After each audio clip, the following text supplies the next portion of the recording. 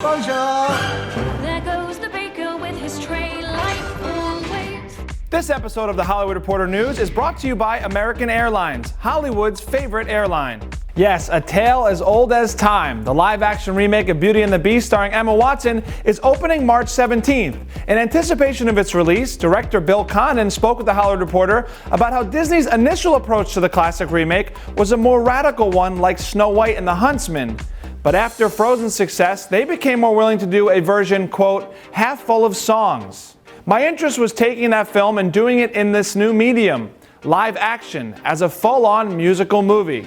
So basically Condon pushed to make sure the remake was harmonious with the original animated film, and Disney said, be our guest. Be our guest, we our guest. Be our guest, yes, nothing wrong with staying true to its full musical roots. So the director thinks the success of other musical La La Land will encourage the rise of original movie musicals rather than just adapting Broadway hits. It's going to be enormous, Condon says. La La Land points the way to the original musical, which has been rare on screen.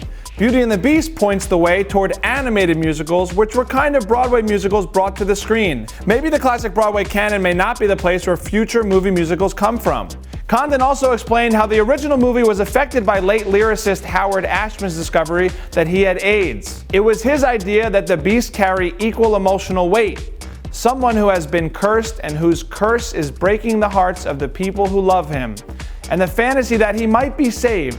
It's unbelievably powerful. Condon, of course, also directed the 2013 biopic The Fifth Estate about Julian Assange. He told the Hollywood Reporter he feels WikiLeaks ultimately betrayed what WikiLeaks is meant to be about, the transparency of institutions during the presidential election. It just felt like all of those basic principles got thrown out of the window in an attempt to strike back at Hillary Clinton. A tale as old as time, maybe. So, how excited are you guys for the upcoming Beauty and the Beast movie?